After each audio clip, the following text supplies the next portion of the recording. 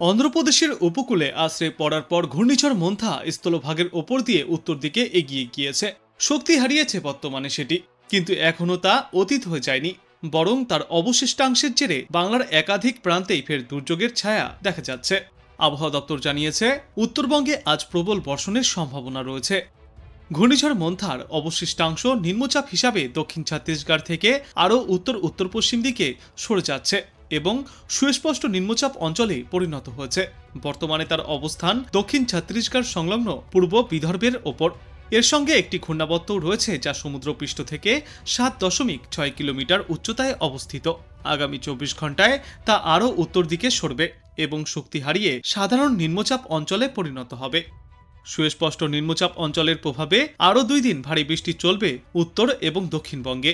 উত্তরবঙ্গের কয়েকটি জেলায় লাল সতর্কতাও জারি করা হয়েছে। দুর্যোগের আশঙ্কা রয়েছে আগামীকাল পর্যন্ত।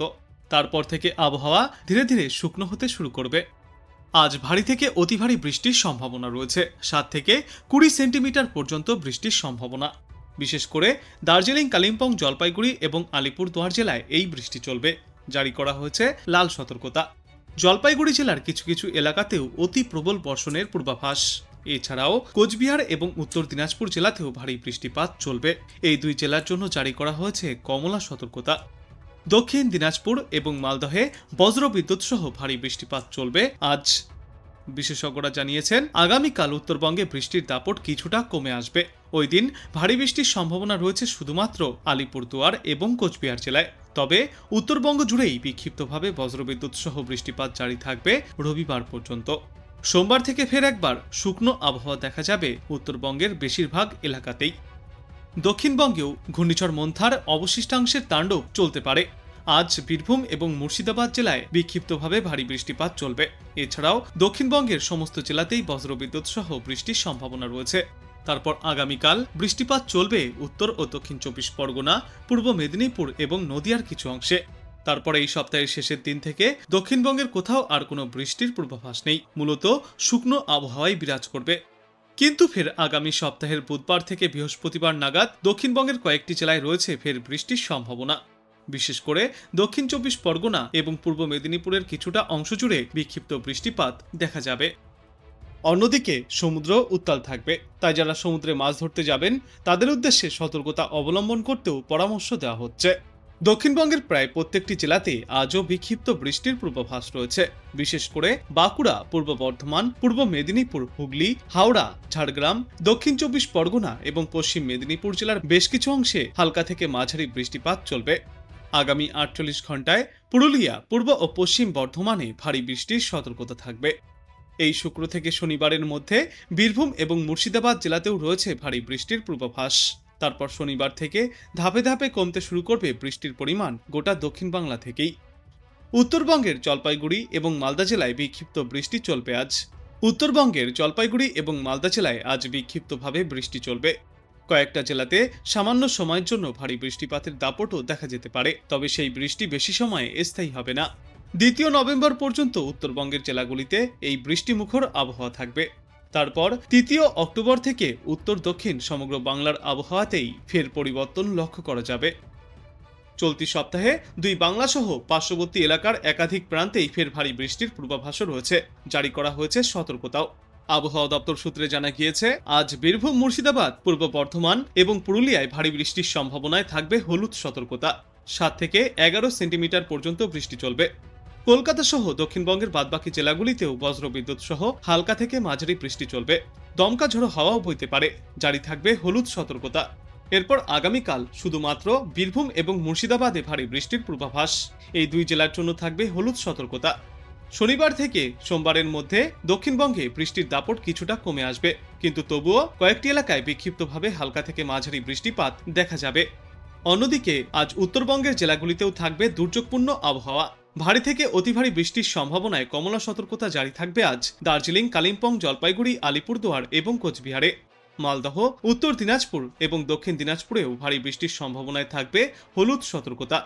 তারপর আগামীকাল ভারী বৃষ্টিপাত হতে পারে আলিপুরদুয়ার এবং কোচবিহার জেলায়। বাদবাকি জেলাগুলিতেও বজ্রবিদ্যুৎ সহ হালকা থেকে মাঝারি বৃষ্টির পূর্বাভাস।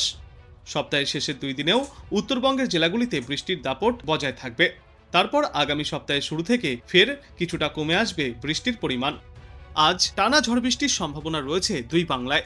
মূলত ভারী বৃষ্টির সতর্কতা থাকবে আজ পুরুলিয়া, পশ্চিম বর্ধমান, পূর্ব বর্ধমান, বীরভূম এবং মুর্শিদাবাদে। এর পাশাপাশি কলকাতা সহ দক্ষিণবঙ্গের সব জেলাতেই বিক্ষিপ্তভাবে বজ্রবিদ্যুৎ সহ বৃষ্টির সম্ভাবনা। আবহাওয়া দপ্তর জানিয়েছে, আজ থেকে আগামীকাল পর্যন্ত বিক্ষিপ্তভাবে ভারী বৃষ্টিপাত জারি থাকবে গোটা দক্ষিণবঙ্গেই। অন্যদিকে উত্তরবঙ্গের জেলাগুলিতেও আজ থেকেই বৃষ্টির পরিমাণ বৃদ্ধি পাবে। জলপাইগুড়ি, উত্তর ও দক্ষিণ দিনাজপুর এবং মালদহে বজ্রবিদ্যুৎ সহ বৃষ্টির সম্ভাবনা, জারি থাকবে হলুদ সতর্কতা। বাদবাকি জেলাগুলিতেও কম বেশি আজ বৃষ্টি চলবে। আগামী 48 ঘন্টায় উত্তরবঙ্গের জেলাগুলিতে বৃষ্টির পরিমাণ ফের কিছুটা বাড়তে চলেছে। বিশেষ করে দার্জিলিং, জলপাইগুড়ি, কালিম্পং, উত্তর ও দক্ষিণ দিনাজপুর এবং মালদহে ভারী বর্ষণের সম্ভাবনা। উত্তরবঙ্গের কয়েকটি জেলাতে 7 থেকে 20 সেন্টিমিটার পর্যন্ত অতি ভারী বৃষ্টিপাতও চলতে পারে। পূর্বাভাসে জানা গিয়েছে, তীব্র ঘূর্ণিঝড় মন্থা অন্ধ্রপ্রদেশের উপকূলে আছড়ে পড়লেও তার পরোক্ষ প্রভাবে ভিজতে পারে সমগ্র বাংলা। উত্তাল থাকবে সমুদ্র।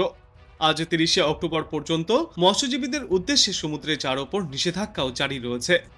আজ দিনের শুরুতেই আকাশ থাকবে মেঘলা, সঙ্গে ঘূর্ণিঝড়ের পরবর্তী প্রভাবের জেরে বজ্রবিদ্যুৎ সহ হালকা থেকে মাঝারি বৃষ্টির পূর্বাভাসও রয়েছে একাধিক জেলায়। সর্বোচ্চ এবং সর্বনিম্ন তাপমাত্রা থাকবে যথাক্রমে 25 থেকে 31 ডিগ্রি সেলসিয়াসের মধ্যে।